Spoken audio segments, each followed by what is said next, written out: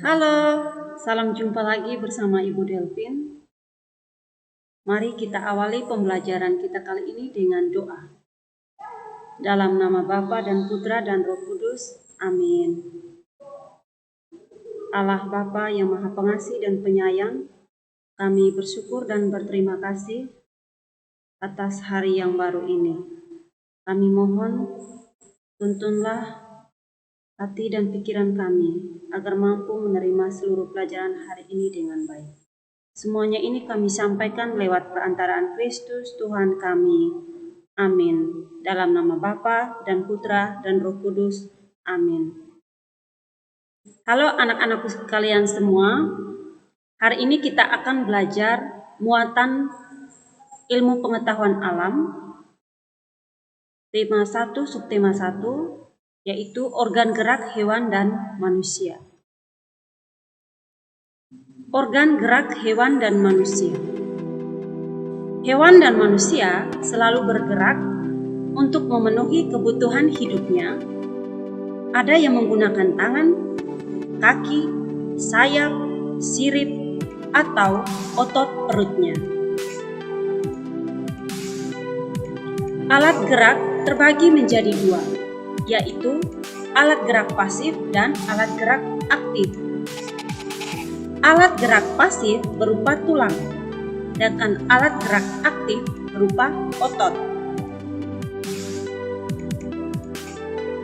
Otot sebagai alat gerak aktif karena dapat bergerak, sedangkan tulang sebagai alat gerak pasif karena tanpa gerakan otot, tulang tidak dapat melakukan sebuah gerakan.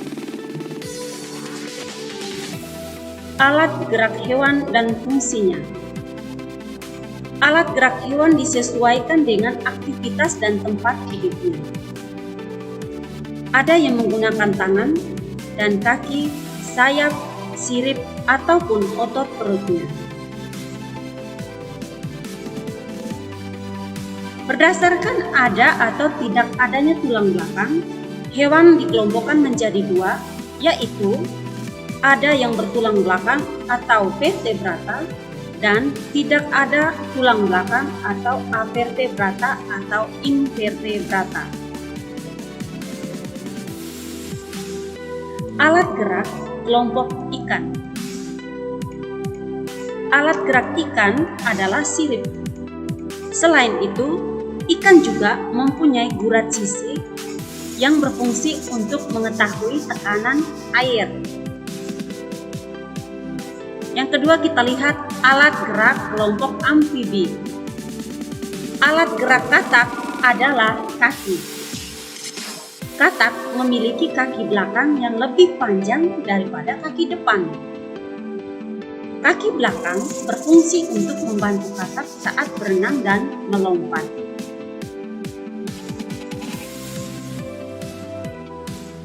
Alat gerak yang ketiga adalah kelompok reptilia. Berdasarkan jenis hewan reptilia bergerak dengan cara melata, yaitu dengan menggunakan perut. Hewan melata menggunakan kemampuan otot perutnya untuk bergerak berpindah tempat. Contoh hewan melata adalah ular.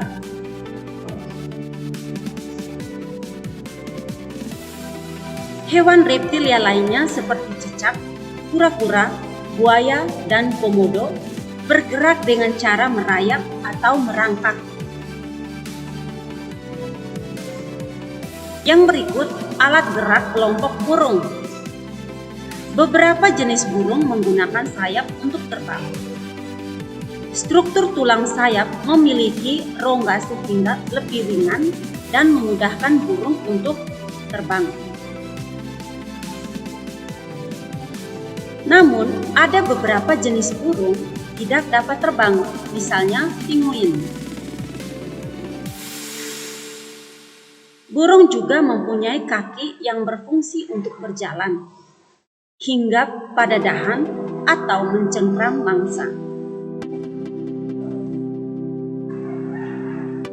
Selanjutnya, alat gerak kelompok mamalia. Alat gerak dari mamalia berupa sepasang tungkai depan dan sepasang tungkai belakang. Tungkai atau alat gerak mamalia dapat berupa 4 kaki, misalnya pada sapi, kuda, kambing, dan kucing. Beberapa jenis mamalia memiliki sepasang tungkai depan atau sebagai tangan dan sepasang tungkai belakang sebagai kaki. Contohnya, monyet dan kera.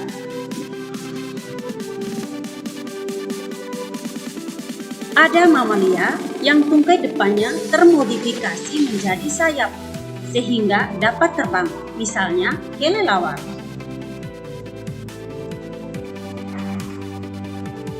Mamalia juga ada yang hidup di air, misalnya ikan paus. Alat gerak mamalia air berupa sirip dan ekor.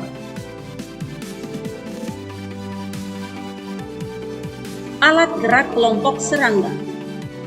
Serangga memiliki 6 kaki. Beberapa jenis serangga dapat terbang menggunakan sayap. Contohnya kupu-kupu dan capung. Beberapa jenis serangga juga menggunakan kaki untuk berjalan. Contoh serangga yang berjalan menggunakan kaki adalah semut dan kecoa.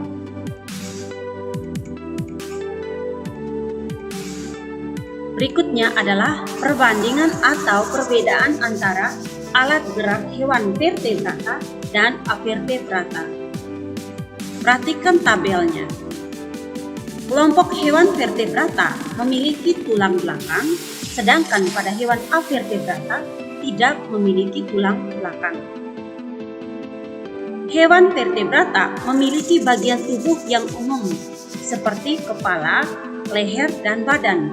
Sedangkan pada hewan avertebrata memiliki anatomi tubuh yang masih sederhana. Pada hewan vertebrata, contohnya adalah ikan, amfibi, reptilia, burung, dan mamalia. Sedangkan contoh hewan avertebrata adalah cacing, serangga, dan hewan lunak.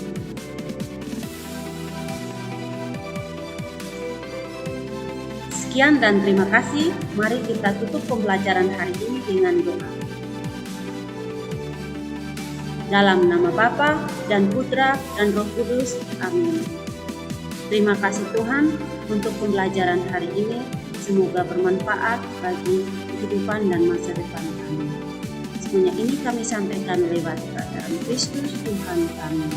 Amin. Dalam nama Bapa dan Putra dan Roh Kudus. Amin.